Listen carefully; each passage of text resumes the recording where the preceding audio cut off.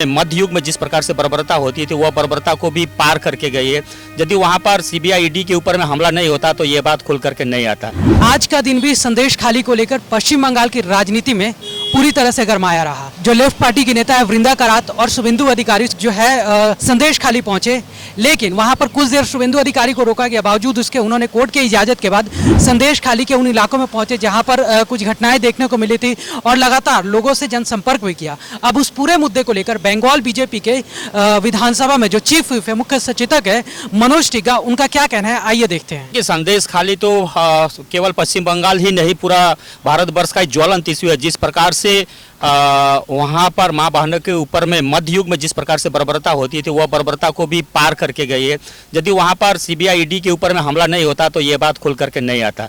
तो CBI ED के जब हमला हुआ तभी ये चीज़ खुल करके आया कि वहाँ किस प्रकार से अमानविक अत्याचार महिलाओं के ऊपर में हो रहा है, और इसको जिस प्रकार से उजागर हो रहा है तो निश्चय ही मेरे ख्याल से ये एक टर्निंग पॉइंट होगा यहाँ का परिवर्तन के लिए। अच्छा, आज ममता बनर्जी ने आरोप लगाया कि पंजाबी एक पुलिस ऑफिसर थे, उनको खालिस्तानी कहा गया है, आप मतलब बीजेपी की रैली में।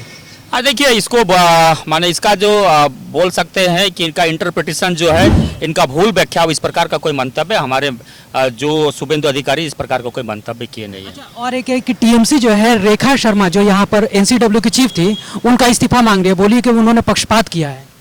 देखिए, निश्चय ही विभिन्न प्रकार की एजेंसियां वहां पर गई है, जा करके आई है। तो जिस प्रकार से घटना घटी, स्वाभाविक रूप से इस प्रकार का बात उठ करके आना स्वाभाविक है, क्योंकि जिस प्रकार से घटना घटा तो वर्तमान सरकार को अपने पद पर बने रहने का कोई अधिकार नहीं। अच्छा, कल जर्नलिस्ट एक रिपब्लिक टीवी के थे, उनको अरेस्ट कर लिया गया है और आज 3 दिन की हिरासत में भी भेज दिया गया है, तो उसको लेकर देखिए, भारतीय संविधान में मीडिया को चौथा पिलर के रूप में समझा जाता है। तो यदि मीडिया नहीं होगा तो लोगों के सामने जो चीज़ें घट रही है कैसे प्रकाश में आएगा।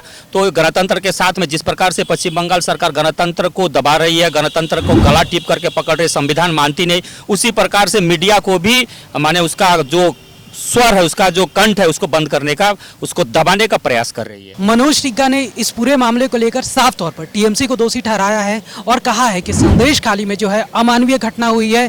ऐसी घटनाएं महिलाओं के साथ जो हो रही है अभी तक देखा नहीं गया था जैसा बंगाल में हुआ। इसके अलावा उन्होंने और भी कई सारे मुद्दों पर जवाब दिया। जो कल जर्नलिस्ट का अरेस्ट हुआ है उस मुद्दे पर भी उन्होंने खुलकर बोला है और कहा है कि मीडिया जो है चौथा पिलर होता है, बावजूद उसके यहाँ की राज्य सरकार है वो संविधान को तो मानती नहीं है, इसीलिए संविधान के सभी संस्थाओं का वो गला घोटने की कोशिश कर रही है।